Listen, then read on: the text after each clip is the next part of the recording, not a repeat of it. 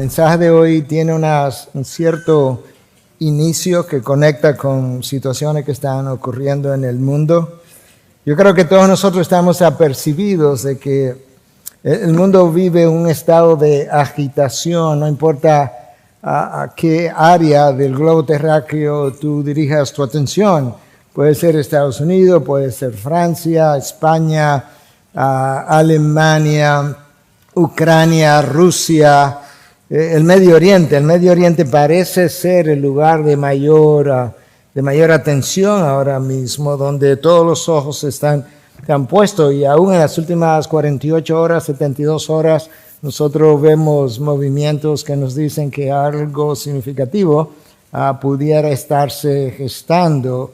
El Washington Post reportó el viernes que Estados Unidos estaba moviendo otro portaavión más hacia el norte de Irán, acompañado de 6 destructores, y que estaba moviendo 12 barcos de guerras más hacia el área, y previendo un posible enfrentamiento entre Hezbollah en el Líbano e Israel e Irán. De manera que nosotros tenemos una idea de que ese es un área caliente, como que nunca acaba de enfriarse.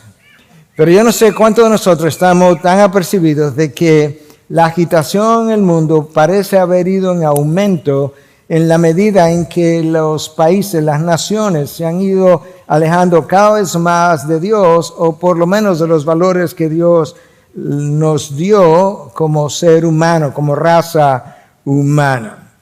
Y eso es algo de lo cual la Biblia puede testificar.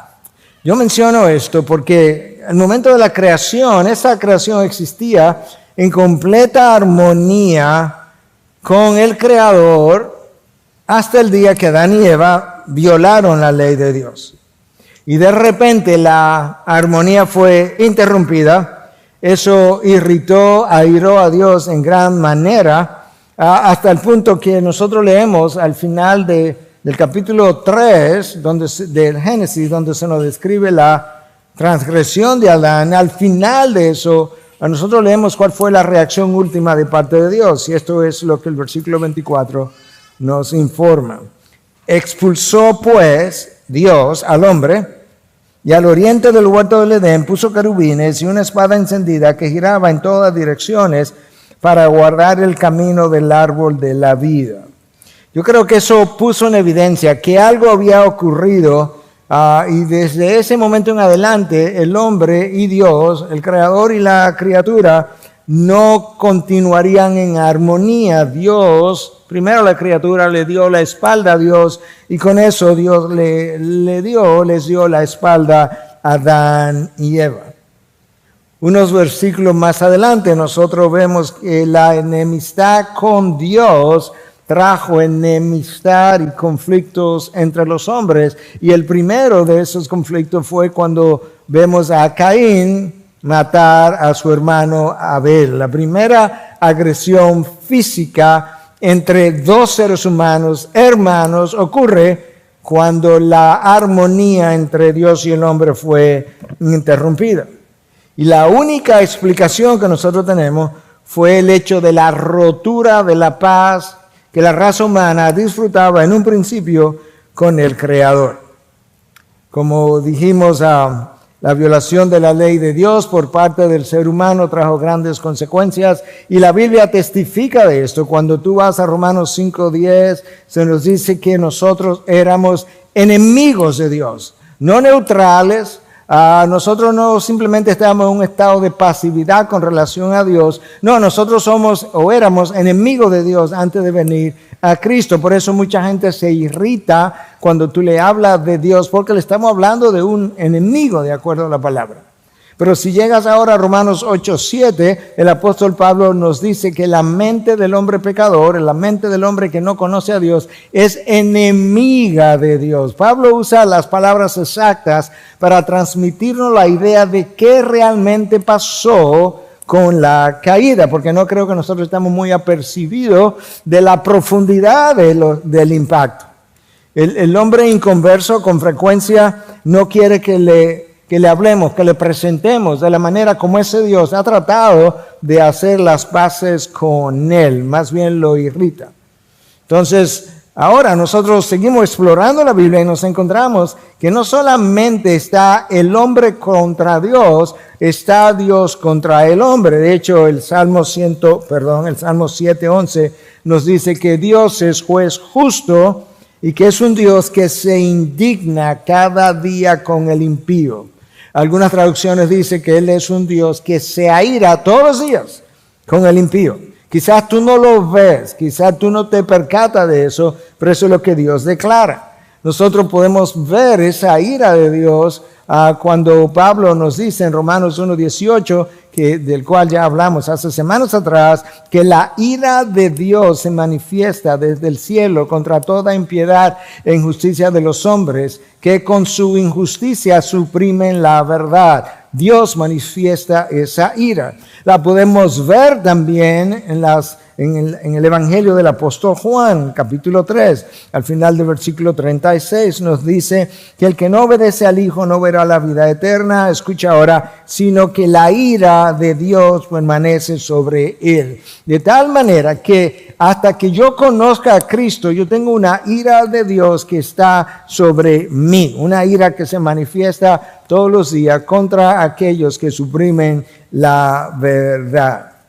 Ese estado de no reconciliación permanece hasta hoy, a menos que algo ocurra entre el Creador y la criatura.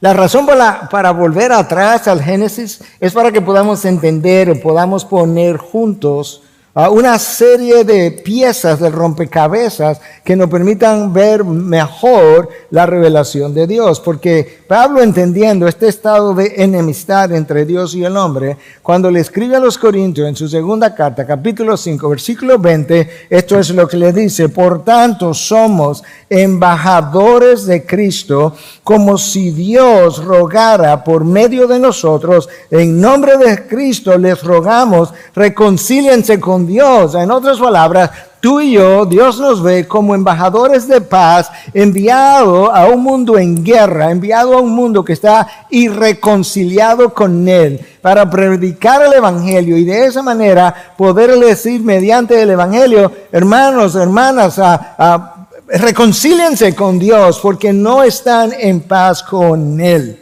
Yo creo que eso nos da un mejor entendimiento del lenguaje que la palabra de Dios usa para referirse a este estado de no paz entre Dios y el hombre. Y esa enemistad, y esa es la palabra que el apóstol Pablo usa, esa es la palabra que el Espíritu de Dios inspiró a Pablo para usar para definir cuál es la situación entre un hombre y una mujer que no conoce a Dios. Enemistad. Ese estado de enemistad termina solamente el día en que ese hombre o esa mujer entiende su condición caída, pecadora, corrompida, y va delante de Dios con un corazón contrito y humillado, entendiendo que él no tiene ningún mérito para que Dios lo reciba, pero que al mismo tiempo entiende que Dios es misericordioso y en su misericordia nos envió a su Hijo, y su Hijo vino, se encarnó, cumplió la ley y fue a la cruz y derramó sangre, y esa sangre derramada no solamente puede limpiar de pecado al pecador, sino que también la sangre puede quitar la culpa de ese pecador, y entonces en ese momento Dios, por amor, por gracia, por misericordia, declararlo justo sin serlo. Él no es inocente, él es culpable, pero como ha depositado la fe en Cristo, Dios toma su fe depositada en él, en su Hijo, como buena y válida, lo declara justo, y esa es la justificación por la fe de la cual habla el apóstol Pablo durante todo el capítulo 4, y que él ahora quisiera hablarnos de las bendiciones que la justificación por la fe trae al que ha creído. Entonces, cuando Pablo termina de definir, ilustrar, afirmar esa doctrina de la justificación por la fe que dio origen a la Reforma Protestante, él inicia con el capítulo 5 de Romanos, que es nuestro texto para hoy. Escucha lo que él dice. Por tanto, habiendo sido justificados por la fe, el capítulo 4, tenemos paz para con Dios por medio de nuestro Señor Jesucristo, por medio de quien también hemos obtenido entrada por la fe a esta gracia, en la cual estamos firmes y nos gloriamos en la esperanza de la gloria de Dios. Y no solo esto, sino que también nos gloriamos en las tribulaciones, sabiendo que la tribulación produce paciencia, y la paciencia carácter probado, y el carácter probado esperanza, y la esperanza no desilusiona, porque el amor de Dios ha sido derramado en nuestros corazones por medio del Espíritu Santo que nos fue dado. En la medida en que nosotros tratamos de desempacar este pasaje, yo quiero llamar la atención en primer lugar a 3 palabras que aparecen en los primeros 2 versículos.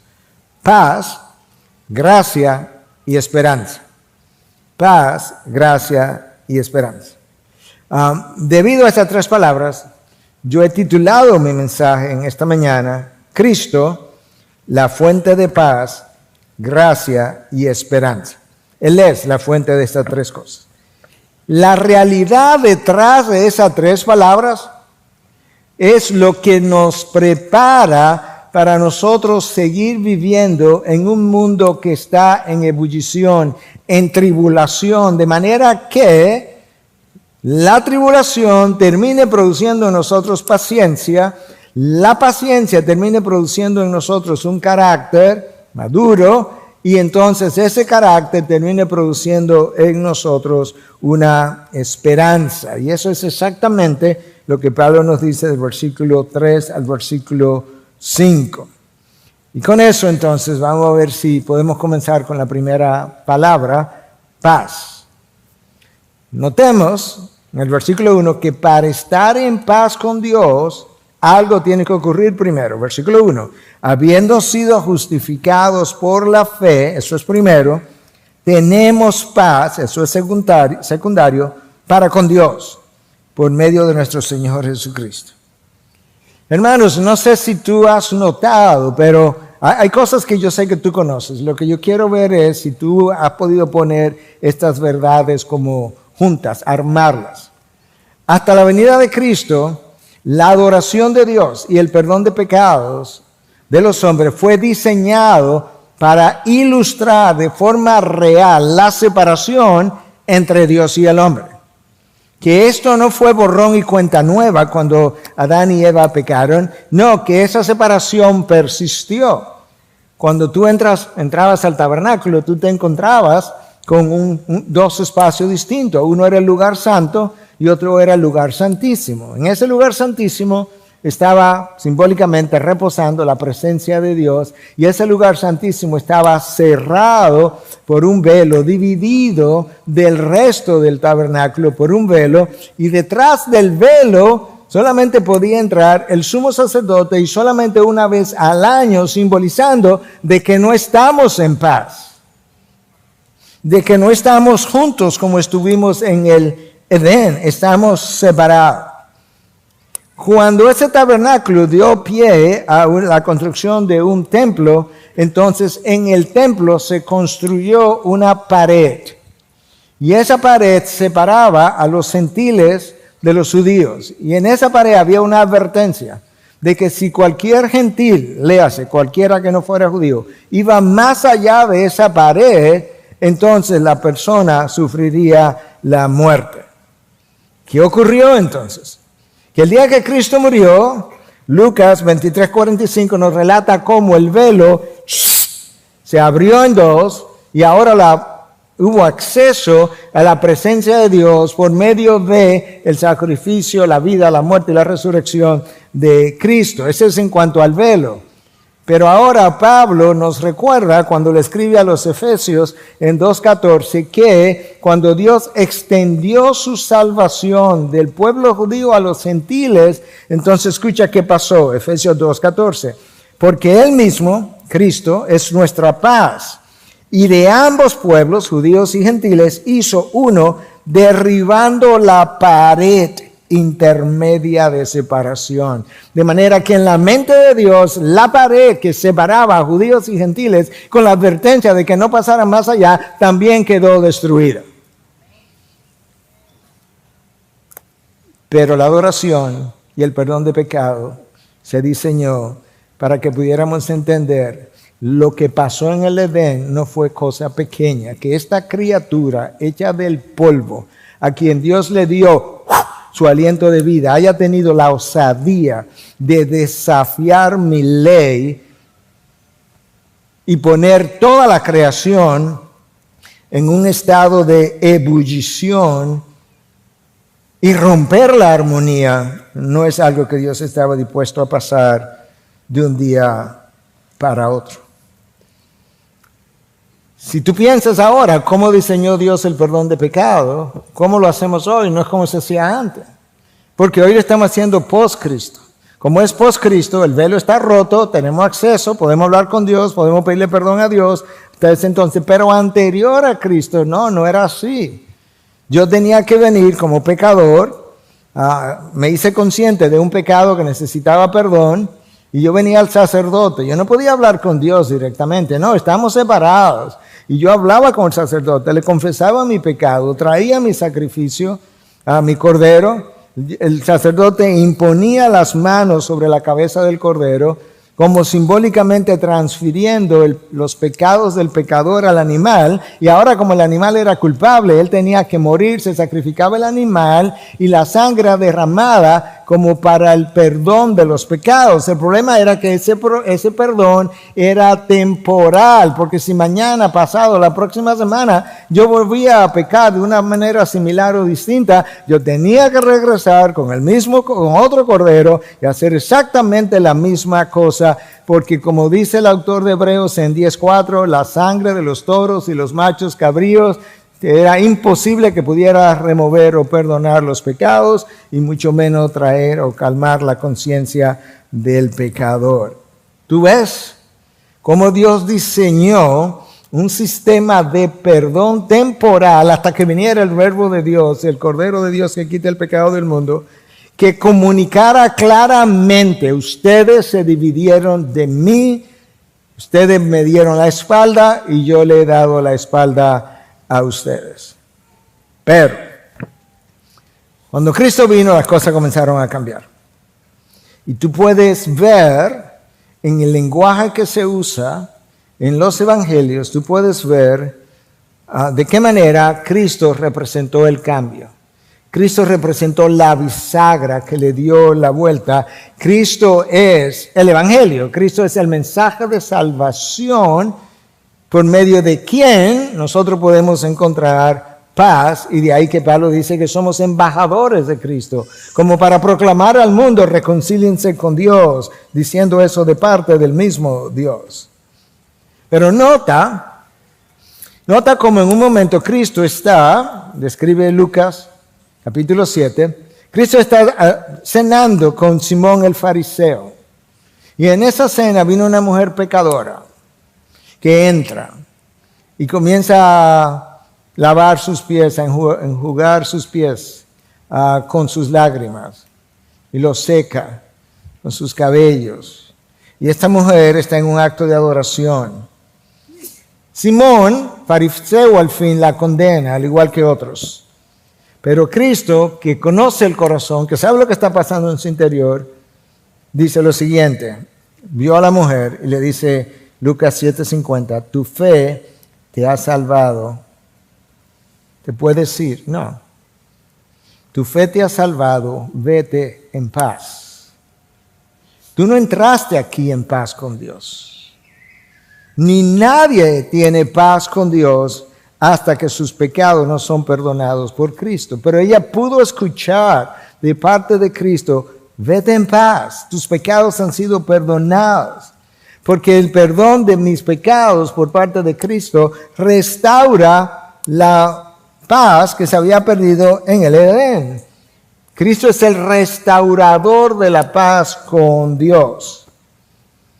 Eso es importante si queremos seguir entendiendo de qué manera el Nuevo Testamento usa la palabra paz. Tú recordarás que cuando Cristo se encarnó, estaba ahí en un pesebre, en Belén. El texto de Lucas, capítulo 2, nos dice que afuera, a la intemperie, en un lugar X, habían unos pastores cuidando de las ovejas y se aparecieron unos ángeles. Escucha las palabras de estos ángeles. Gloria a Dios en las alturas y en la tierra paz entre los hombres en quienes Él se complace.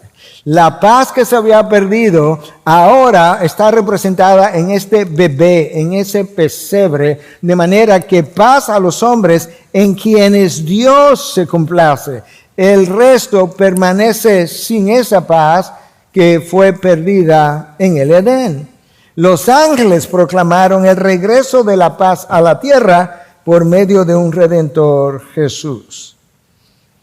Esa es la misma paz que Cristo proclama cuando Él está a punto de salir de la tierra. La paz es proclamada, Él representa la paz con Dios, la paz en Dios. Entonces la paz es proclamada a su entrada, la paz es proclamada a su salida. En las últimas horas, Él está reunido en privado, en la última cena, el último momento que Él pasaría con sus discípulos en privado, con sus 12, y Él está ahí conversando acerca de su salida. Ellos están un poco perturbados. Escucha lo que Él le dice. La paz les dejo. Mi paz les doy. Si yo se la doy, se la dejo. No se la doy a ustedes como el mundo la da. No se turbe su corazón ni tengan miedo. Cristo establece una diferencia entre su paz, la paz que Él da, y la paz que el mundo da. La paz que el mundo da es muy circunstancial. Yo la experimento siempre y cuando las cosas vayan en mi dirección, las cosas vayan como yo quiero que salgan. Eso es circunstancial, eso es sentimental, emocional, y si yo no doy ese tipo de paz. Mi paz es objetiva, porque mi paz representa un estado de reconciliación o de amistad permanente, no perdible entre el Creador y la criatura, como resultado del arrepentimiento de la criatura delante de su Dios por medio de su Hijo, quien perdona sus pecados. Y ahora la criatura rebelde pasa a ser el hijo amado o la hija amada. Esa es la razón por la que nadie se dirigió a Dios de manera personal como Padre hasta que Cristo viene y comienza a enseñar una forma de orar que ellos no conocían. ¿Qué fue lo que le dijeron al Señor? Señor, enséñanos a orar porque no sabemos cómo orar. Y cómo Él comienza: Padre nuestro que estás en los cielos. De ahí en adelante, del momento en que tú pasas a ser hijo de Dios, Dios quiere que tú entiendas, que te dirijas a Él como un padre, lo veas como un padre, lo entiendas como un padre amoroso y que deje ya de verlo como un juez airado contigo cada vez que tú no cumples cabalmente con la ley de Dios. Por eso es que el autor de Hebreos, otra vez en 4:16, nos invita a venir con confianza al trono de la gracia para el oportuno socorro. Si tú has tropezado, si has pecado, si has fallado, si has caído, donde tiene que ir no es a la corte a encontrarte con el juez. Si tú eres hijo de Dios, es a donde el Padre, a contarle tu historia, a arrepentirte delante de Él para recibir su perdón. Porque eso es lo que un padre hace con un hijo. Él estableció una paz que no es rompible de ahí en adelante. Ahora, pastor, pero no me encuentro en paz. Sí, eso pasa. Que el sentimiento de paz interior, no el estatus de paz, el sentimiento de paz interior se nos puede ir. Y se nos va en ocasiones porque estando en pecado no nos sentimos arrepentidos. O no queremos abandonar el pecado y no puedo entonces experimentar emocionalmente, espiritualmente la realidad de una paz que ya Cristo compró para mí. Ya yo soy hijo de Dios y me toca ir a hablar con mi Padre. Ahora, tampoco Dios quiere que lo pensemos como un dispensador de bendiciones. De manera que yo toco el botón de Dios y Dios me hace llegar bendiciones, porque eso sería Dios el dispensador, y no es así. Es Cristo el Redentor.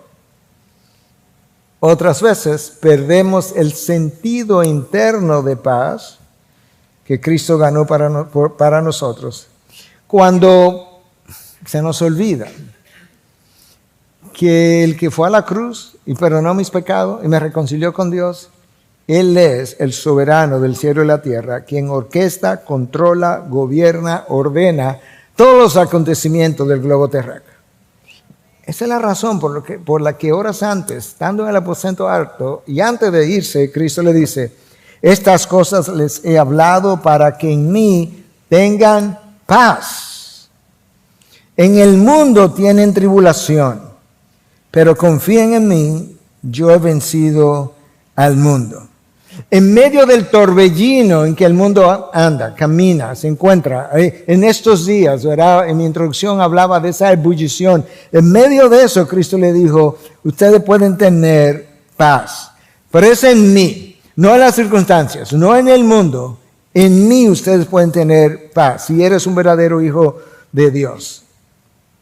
Ahora, el sentimiento de paz interna, de nuevo, lo podemos perder cuando en ocasiones vivimos en violación de la ley moral de Dios, o cuando violamos sus diseños, o cuando estamos fuera de sus propósitos, o cuando perseguimos las metas erradas que Dios no nos ha otorgado, no nos ha dado. Entonces perdemos la paz. Pero hay una paz que Dios estableció con aquellos que han venido delante de Cristo y han sido limpiados, que no se quiebra, es un estado permanente de aquí en adelante hasta no hay final, donde puedo estar en paz con Dios de la manera que Adán y Eva estuvieron antes de la caída.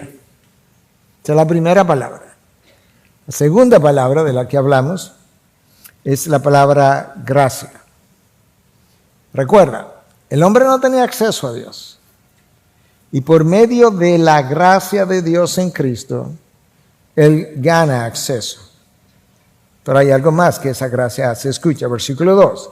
Por medio de Cristo hemos obtenido entrada por la fe a esta gracia, en la cual estamos firmes. Dos cosas me dice el apóstol Pablo acerca de esa gracia. Número uno, que cuando yo pongo mi fe en Cristo, yo entro no simplemente a Dios o a su presencia, yo entro a la gracia de Dios, al estado de gracia que viene acompañado con una serie de riquezas en gloria.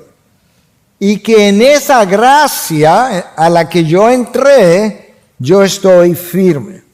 Hermanos, si tú piensas que te van a encontrar firmes, básicamente por tu esfuerzo a obedecer, con frecuencia va a perder tu estadio de paz, porque tú tienes que sentirte confiado en la gracia de Dios que te empodera para vivir la vida cristiana. Y Pablo dice, es en esa gracia que tú estás firme, si la conoce y si la vive. Bueno, ¿cómo es eso, pastor? ¿Cómo es que esa gracia a la que yo entré por la fe en la persona de Cristo, cómo es que esa gracia me ayuda a estar firme? Bueno, piensa por un momento que en Mateo 28:20, Cristo prometió que estaría con nosotros todos los días hasta el fin del mundo. Su compañía, si la creo, debe darme un sentimiento de firmeza. Estoy firme, estoy seguro. Él está conmigo, no me ha dejado. Considera que Romanos 8:34 dice que Cristo intercede por nosotros continuamente. Que continuamente, cuando estoy obedeciendo y cuando no estoy obedeciendo, Cristo está intercediendo por mí. De tal forma que cuando estoy en desobediencia, intercede por mí de tal manera que Dios pueda disciplinarme, la Trinidad decide disciplinarme por amor para traerme de regreso al camino, de manera que yo pueda disfrutar otra vez la paz, el sentimiento de paz que perdí, aunque siempre se mantuvo la relación con mi Dios. Recuerda algo más, que en Romanos 8:31, Pablo nos dice que Dios está por nosotros. Eso es por gracia. Cuando yo entré al estado de gracia delante de Dios, eso me da un Dios que está por mí.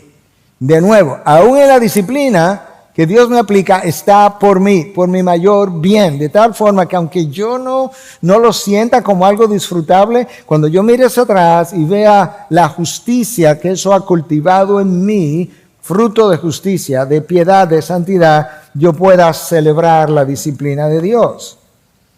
Piensa por otro lado, que cuando yo entré al estado de gracia en el que estoy firme, eso conlleva... Me lleva al hecho de que Dios dice, ¿sabes qué, Miguel? Yo no voy a permitir que ninguna tentación más fuerte de la que tú puedas soportar llegue a ti. De manera que si yo permito que llegue a ti, tú puedes. Y si tú puedes soportarla, aún así, como estoy por ti, te voy a abrir una puerta por donde tú puedes salir de tal manera que pueda salir de esa tentación.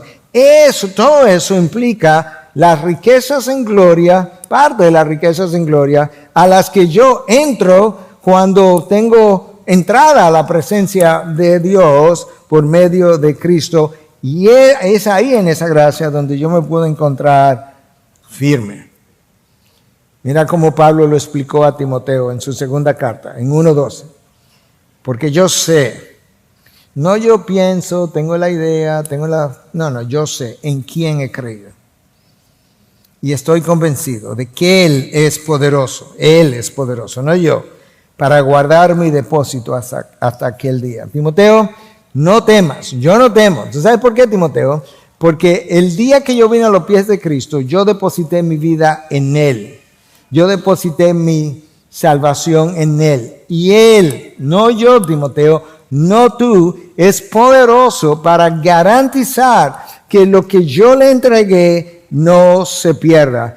Eso es fruto de estar en paz con Dios, pero es fruto también de haber entrado a un estado de gracia que te permite a ti vivir con tal firmeza que Pablo puede escribir a los Romanos en 8:38, porque estoy convencido de que ni la muerte, ni la vida, ni ángeles, ni principados, ni lo presente, ni lo porvenir, ni los poderes, ni lo alto, ni lo profundo, ni ninguna otra cosa creada nos podrá separar del amor de Dios que es en Cristo Jesús, Señor nuestro.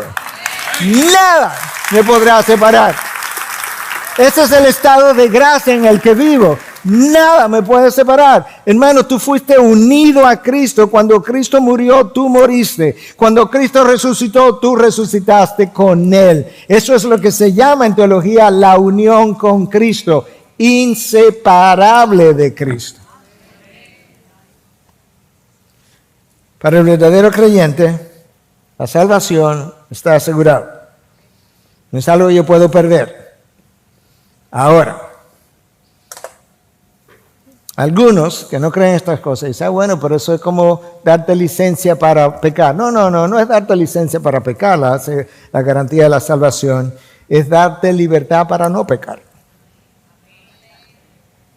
Eso es lo que mi salvación es la santificación hace, que me va dando libertad para no pecar. Hermanos, entraste por gracia y permaneces en un estado de gracia en el que tú puedes estar firme. Fuiste elegido por Dios en la eternidad pasada por gracia. Fuiste justificado en la cruz por Cristo por gracia. Fuiste redimido de la esclavitud del pecado por medio de su sangre por gracia. Y está siendo preservado hasta el final por la misma gracia. Y finalmente seremos glorificados con Él, en Él, para Él, por gracia. Estás en un estado de gracia en el que debes estar firme.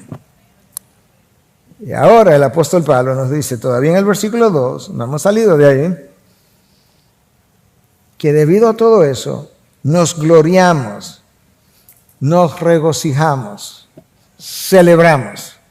Nos gloriamos en la esperanza de la gloria de Dios. Ahí está la tercera palabra, esperanza. ¿Ok? Nos regocijamos en la esperanza de la gloria de Dios. La esperanza en términos bíblicos es una certeza. No es como nosotros usamos la palabra esperanza, de que bueno, voy a hacer un viaje, yo espero que se dé. Yo tengo la esperanza de conocer, no sé a quién, en el día de mañana. No, esto es una certeza de que en el día final, lo que Pablo está diciendo, nos entraremos o entraremos a la gloria de Dios y compartiremos su gloria. Eso es lo que significa el gloriarnos en la esperanza de la gloria. Hermanos, yo no sé si tú lo sabes así, lo entiendes así, tú fuiste creado para gloria. Cuando Dios creó a Adán y Eva, los creó a su imagen y semejanza, y su imagen es una de gloria. Ahora, cuando ellos pecaron, ¿sabe qué pasó? Romanos 3:23 nos dice, fueron destituidos de la gloria de Dios. Muchos leen ese texto y piensan que eso significó que cuando ellos pecaron, Dios los sacó de su presencia, lo cual es verdad, pero es mucho más que eso. No es simplemente que Dios los sacó de su presencia, sino que el grado de gloria que el Creador infundió en las criaturas sin pecado, ese grado de gloria fue empañado. De manera que ahora la mente entenebrecida, ciegos de entendimiento, corazón endurecido, voluntad esclavizada, todo eso era parte de la gloria que ellos disfrutaban, todo eso se perdió y por eso quedaron destituidos, despojados del grado de gloria con el que fueron creados.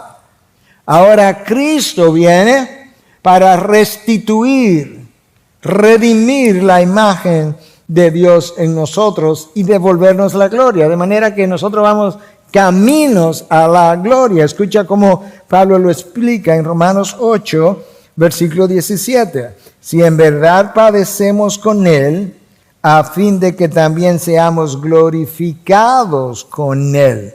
Versículo 18, el próximo. Pues considero que los sufrimientos de este tiempo presente no son dignos de ser comparados con la gloria que nos ha de ser revelada. Cuando comparas este mundo en decadencia, en ebullición, en división, Pablo dice, no le prestes mucha atención, porque esto cuando tú lo pones al lado de la gloria que se te va a revelar, en la que tú vas a entrar y que vas a compartir y disfrutar, ese mundo no vale la pena ni verlo. Versículo 21 de Romanos 8. La creación misma será también liberada de la esclavitud, de la corrupción, a la libertad de la gloria de los hijos de Dios. ¡Wow! Fuimos creados para gloria, empañamos su gloria y ahora estamos siendo redimidos para eventualmente ser glorificados nuevamente. John MacArthur comenta acerca de este texto y nos dice lo siguiente. El cristiano no tiene ninguna razón para temer el futuro, pero tiene todas las razones para confiar en ese futuro porque tiene la esperanza divinamente asegurada de que su destino final es compartir la gloria misma de Dios. Tu destino final es compartir la gloria misma de Dios. Jesucristo garantiza la esperanza del creyente, porque Él mismo es nuestra esperanza. 1 Timoteo 1:1.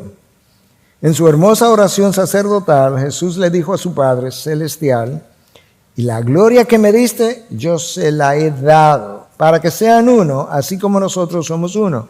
La gloria que tú me diste, que yo compartí, que yo tuve contigo desde la eternidad, es esa misma gloria que estoy pasando a mis discípulos, que tú me diste. Un creyente, comenta MacArthur, no gana su gloria futura en el cielo, sino que la recibirá de la mano misericordiosa de Dios, tal como recibió la redención cuando confió por primera vez en Cristo y la santificación desde entonces. De manera que vivir con acceso a Dios es tener garantizado nuestra herencia de la gloria de ese Dios. Y ahora Pablo, contemplando todo lo que esta paz con Dios y esta gracia de Dios y esta esperanza en lo que ha de venir, confiando o viendo las realidades detrás de estas tres palabras, él ahora nos completa la idea de que esas tres cosas bien entendidas, paz con Dios, la gracia de Dios que nos mantiene firmes en ella, y ahora la esperanza de gloria de lo que ha de venir, que esas tres cosas entendidas correctamente nos permiten vivir en este mundo de tribulación, y esto es como él lo dice. Y no solo esto, además de esta verdad, eso no es lo único. No solamente nos gloriamos en la esperanza de la gloria que ha de venir, sino que también nos gloriamos en las tribulaciones. Déjame terminar el texto. Sabiendo que la tribulación produce paciencia y la paciencia carácter probado y el carácter probado esperanza. Y la esperanza no desilusiona porque el amor de Dios ha sido derramado en nuestros corazones por medio del Espíritu Santo que nos fue dado. Pablo dice, mira, además de yo gloriarme en la esperanza de la gloria, yo me glorío en una cosa más y es en las tribulaciones. Con esto Pablo no está diciendo que la tribulación en sí es buena. No está diciendo que es gozosa. No está diciendo que a mayor tribulación él experimenta mayor gozo. No, lo que él dice es, yo reconozco el diseño de la tribulación, número uno. Yo reconozco quién orquesta, controla, dimensiona la tribulación, número dos. Y yo también conozco, por lo que he leído en la palabra y lo que Dios me ha revelado, los resultados de la tribulación. Y esto es lo que yo tengo para decirle. La tribulación produce paciencia. Entonces, ¿qué es la paciencia? Bueno, no sé cómo tú la imaginas, pero escucha como a la luz de la palabra lo que sería la paciencia. Es la capacidad para esperar por las promesas de Dios bajo grandes presiones, con tranquilidad y esperanza, para ser obtenidas en el tiempo de Dios y a la manera de Dios. Es una capacidad de poder esperar en Dios, en el tiempo de Dios, por las promesas de Dios, sin intranquilizarte. Tú no necesitas, como a veces me dicen por ahí, sangre de maco. No, no es sangre de maco lo que tú necesitas. Lo que tú necesitas es entender las verdades bíblicas, creerlas y aferrarte a ellas. Escucha lo que el diccionario de la Real Academia dice de la paciencia, para que tú puedas ver que aún el mundo secular se ha percatado de que la paciencia no es tan superficialmente como nosotros la vemos. Capacidad de padecer o soportar algo sin alterarse. Notas, sin alterarse. Segunda definición, capacidad para hacer cosas pesadas o minuciosas. Tercera definición, facultad de saber esperar cuando algo se desea mucho. Wow. Cuando algo se desea mucho. Quizás esa es la razón por la que nosotros no podemos disfrutar de esta paz, es porque nosotros no anhelamos el cielo tanto como para esperarlo con paciencia, sin alterarnos. ¿Tú recuerdas la historia en el Antiguo Testamento de Jacob? Que esperó, ¿cuántos años esperó Jacob? 14 años. ¿Por quién fue que esperó? Por Raquel. Primero esperó 7 años. Y cuando le dijeron a los 7 años que fue a buscar a Raquel, dijo, esta yo no te la doy si tú no trabajas 7 años más. Y él trabajó 7 años más, 14 años. Y luego dice que él esperó tanto tiempo y que le pareció como poco. ¿Por qué? Porque la amaba mucho. De manera que si tú amas mucho al Señor, tú vas a esperar con paciencia hasta que Él llegue. Y si Él no acaba de llegar, pues Él te manda a buscar, no te preocupes.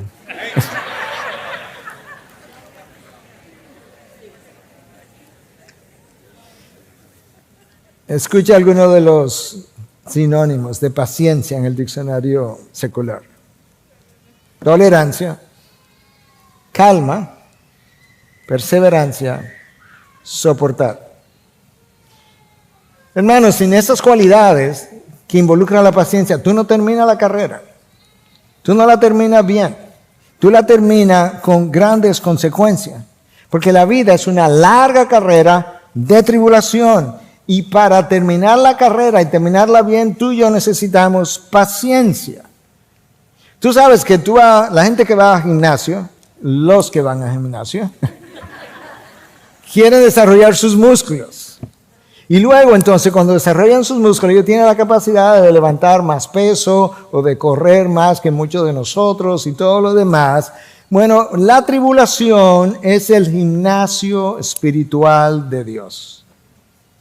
En la tribulación Dios procura desarrollar tus músculos emocionales y espirituales para que tú puedas correr el maratón de la vida cristiana. donde hay subidas que son rompecorazones, como la del maratón de Boston, tengo entendido. De manera que la tribulación produce la paciencia que me va a mantener en la carrera a un buen paso hasta el final. Entonces mira cómo es que la paciencia nos ayuda, porque ¿qué es lo que la paciencia hace? Es que la tribulación produce paciencia, pero la paciencia va a producir un carácter, vamos a ir paso por paso. Entonces la paciencia nos ayuda a esperar en Dios. Cuando la solución a un problema no llega. Yo tengo un problema y no llega.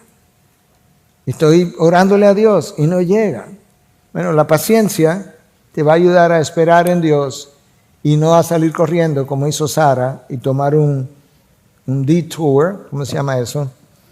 Una vereda en vez del camino, un atajo, gracias, en vez del camino real. La paciencia nos ayuda a esperar por las promesas de Dios, hermano, y muchas de las cuales no las vamos a recibir aquí. Hay promesas para este mundo y hay promesas para aquel mundo y a veces las confundimos. Hay promesas que no las vamos a recibir hasta que no entremos en gloria.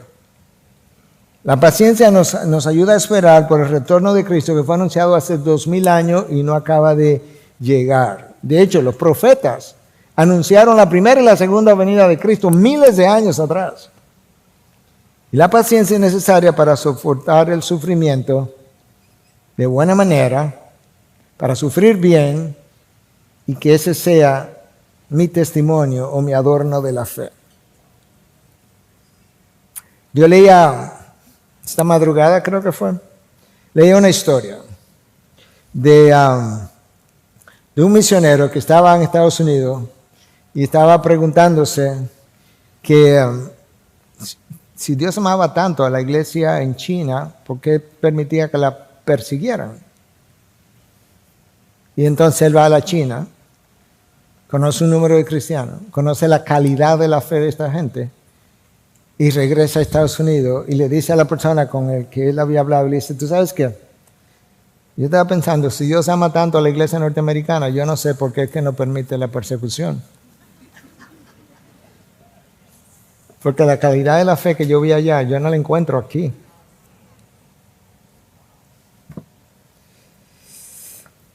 Pedro nos dice en su primera carta, en 2:20, pero si cuando hacen lo bueno sufren por ello y lo soportan con paciencia, esto haya gracia con Dios. Cuando tú sufres por hacer lo bueno y lo soportas con paciencia, Dios te da una medida extra de esa gracia. Y la medida como el Hijo de Dios enfrenta el sufrimiento es importante, vital, porque con la paciencia testificamos del Dios en quien hemos depositado la fe y testificamos de la fe en la cual nosotros hemos creído. Nuestra paciencia en medio de la tribulación habla de que tenemos un Dios digno de confianza.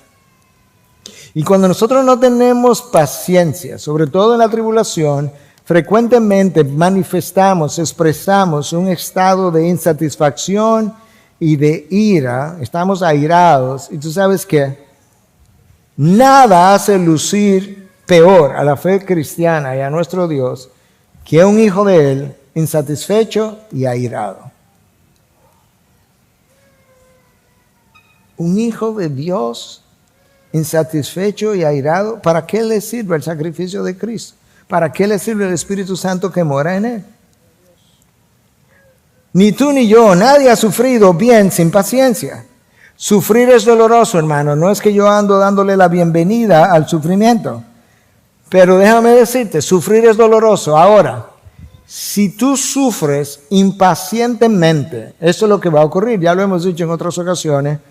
De acuerdo a algo que Paul Tripp dijo en una ocasión, cuando tú no sufres bien, cuando tú sufres impacientemente, tú sufres lo que sufre, pero además tú sufres eso que estás sufriendo por la manera como estás sufriendo lo que sufres.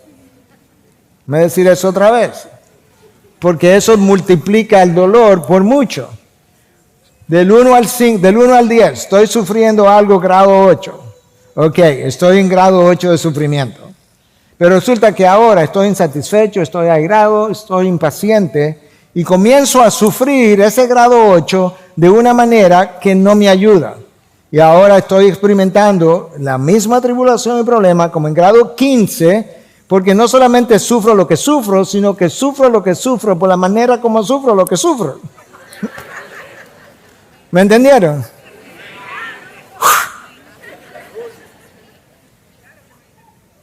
En medio de la persecución, el apóstol Pablo, en medio de persecuciones, prisiones, naufragios, azotes, acusaciones, insultos, abusos, injusticia, nada de amargura. ¿Y de dónde salió este hombre?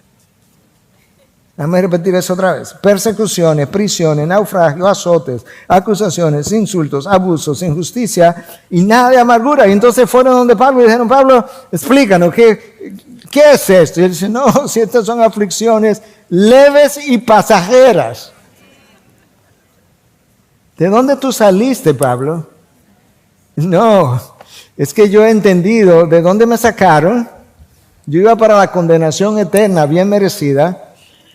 Y ahora yo he entendido también para dónde voy. Yo voy para la gloria que ha de ser revelada, la gloria venidera, donde yo voy a estar, yo voy a disfrutar de la gloria de Dios por la eternidad. Claro que es pasajera. Y el peso de gloria que ese mundo tiene es tal que estas aflicciones por las que estoy pasando, claro que son leves. Lo que necesita es perspectiva, lo que necesita es fe, lo que necesita es creer en las promesas de Dios, en la revelación de Dios, y eso te permitirá ver las cosas como leves y pasajeras. La paciencia, entonces, es fruto de la tribulación. Pero esa paciencia produce carácter probado. ¿Sabes que la palabra carácter ni existía antes del apóstol Pablo? La palabra usada, la manera como los metales eran probados en la antigüedad, su pureza, usaba, para referirse a esa prueba, se usaba una palabra que es dokimazo.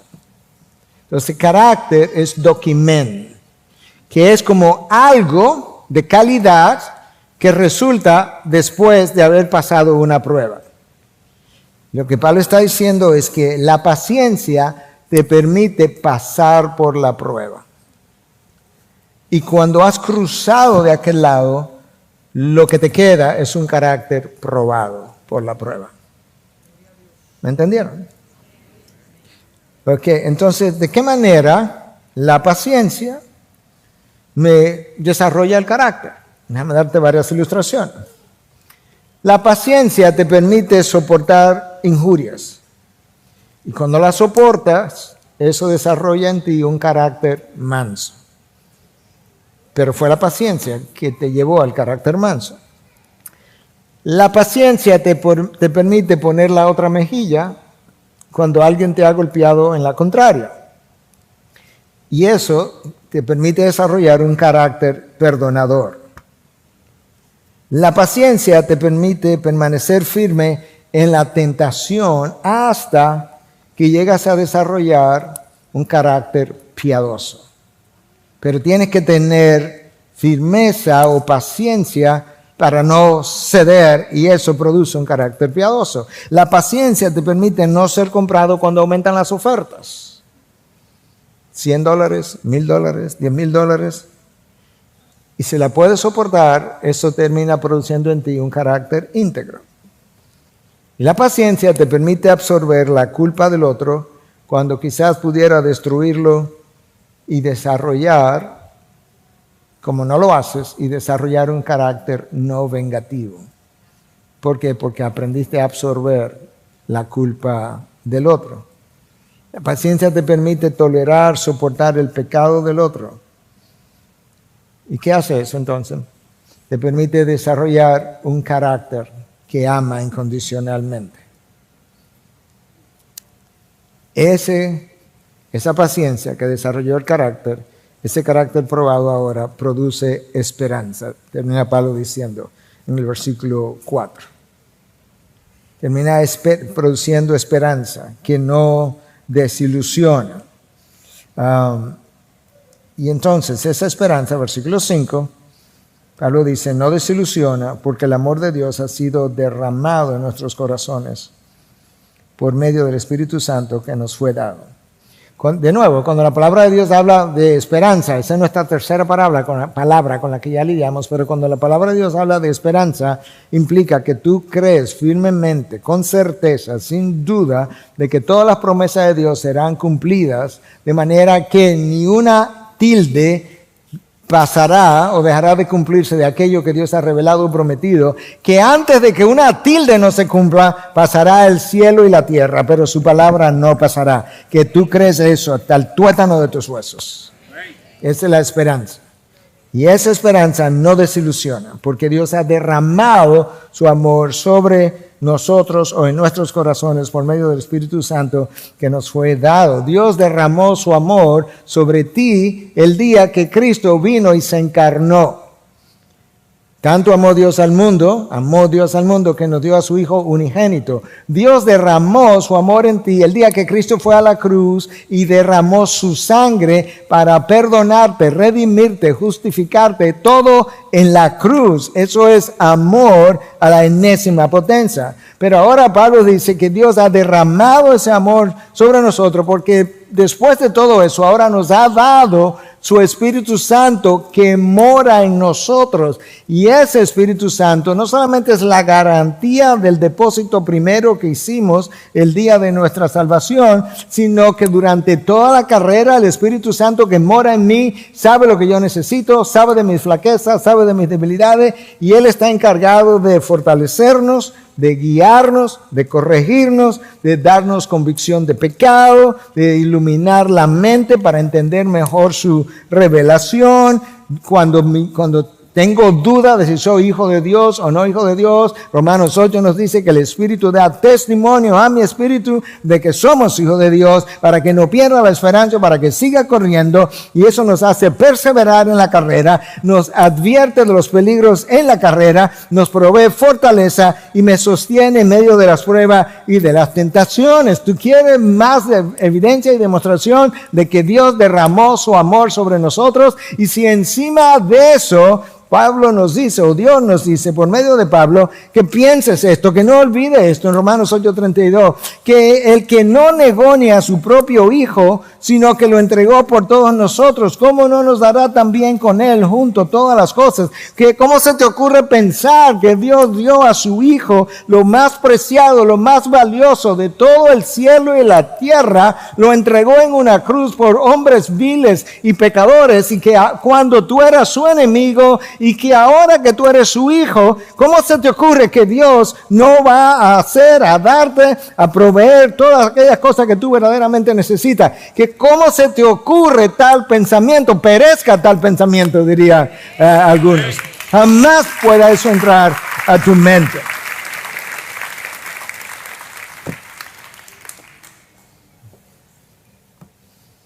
Su hijo es la dádiva de Dios. En su Hijo, por su Hijo, tú tienes todo lo que tú necesitas. No tienes todo lo que tú y yo deseamos, pero tú tienes todo lo que tú y yo necesitamos. Y la satisfacción en esta vida, en la tribulación o no, se encuentra cuando nos satisfacemos de las cosas que su Hijo nos provee. Que Él sabe que conforme a quien yo soy, de dónde vengo y para dónde voy, que yo necesito. Y ahí debe estar mi contentamiento, ahí debe estar mi gozo, mi paz. Y esa es mi esperanza. Cristo en ti, tu esperanza de gloria. Padre, gracias.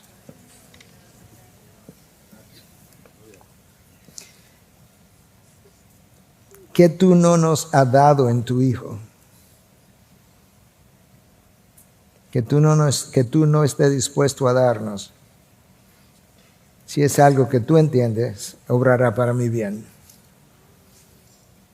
Perdónanos cuando hemos juzgado nuestras propias vidas y hemos decidido lo que necesitamos Hemos decidido el camino a transcurrir.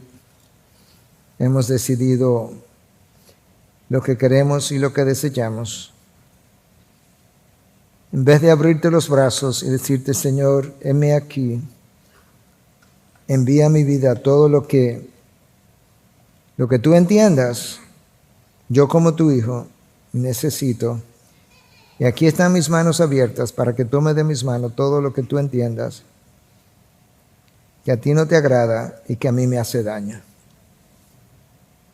Te damos gracias por ayudarnos a correr y a correr bien hasta el final. Ayúdanos a correr la carrera con los ojos puestos en Jesús, el autor y consumador de nuestra fe, y ayúdanos a deshacernos del pecado y de todo el peso que nos asedia y nos estorba en la carrera, como instruye el autor de Hebreos. Te lo pedimos en Cristo, porque somos de Cristo. Amén. Amén.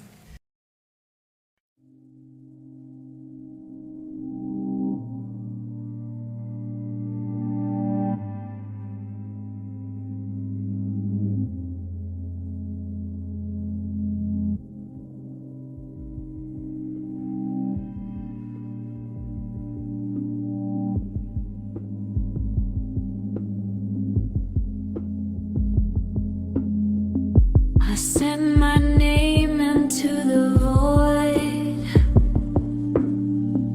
It came back shaped like fractured noise. My hands dissolve, my pulse is slow. Time hums in loops I used to know. Stars don't blink, they stare me down.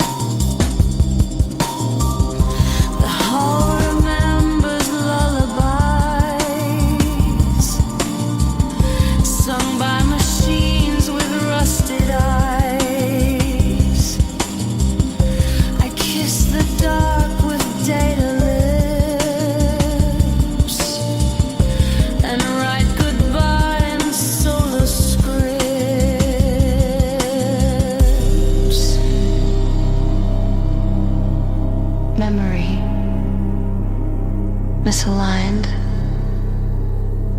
Orbit failed. Transmission ends. I remain.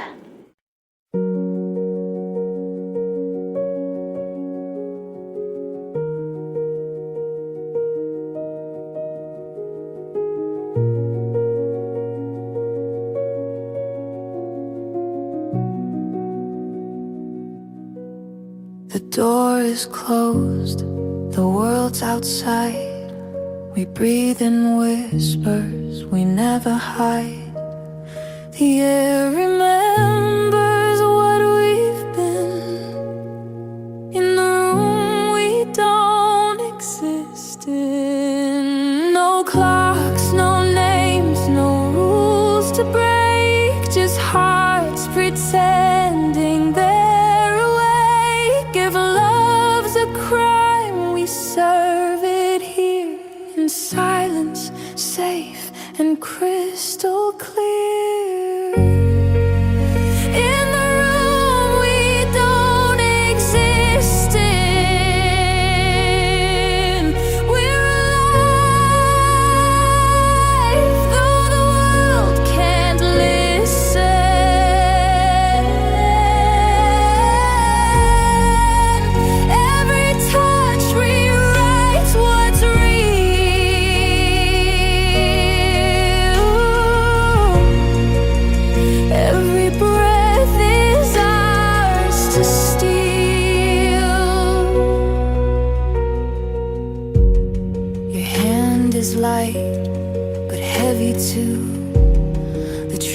space dissolves when I'm with you. The walls have seen but never speak. Our love's a storm that feels so meek. We fade before the morning's thin. The world forgets where we have been. But when I close my eyes, I'm still within the room we don't exist in. In the room we don't exist in. We're alive, though the world can't listen.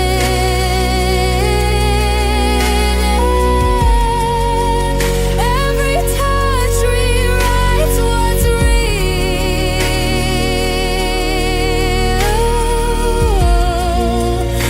Every breath is ours to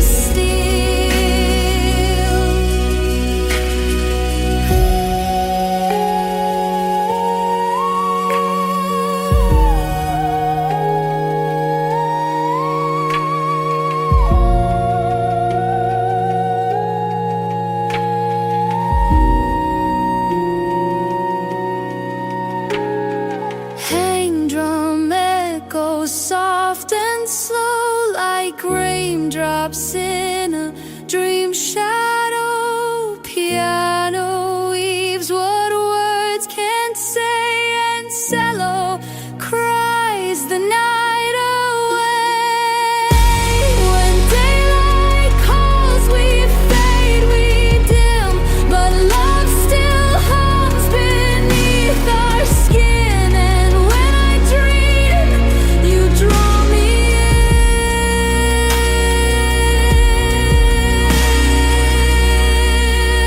into the room we don't exist in.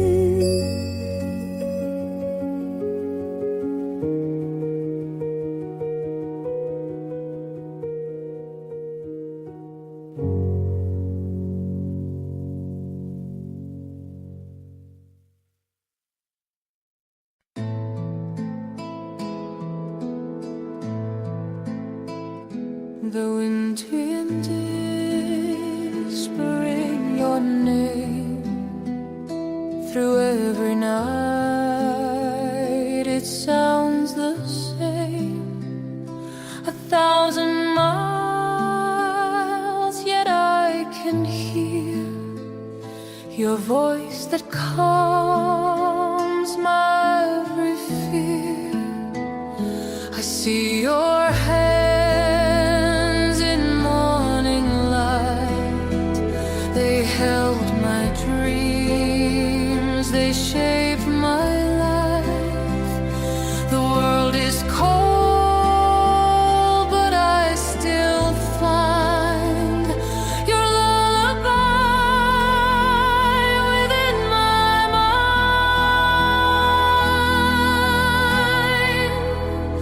Mother's voice in the wind, calling me home again. Through the noise of the world outside, your song still echoes deep inside. Though I'm far, I still begin with mother's voice in the wind. I chase the days, I cross the sea, but still your breath comes back to me. Each gentle breeze, each fallen leaf carries the love you left in me. The city hums, the stars grow dim, but I can feel you from within. Your words like light upon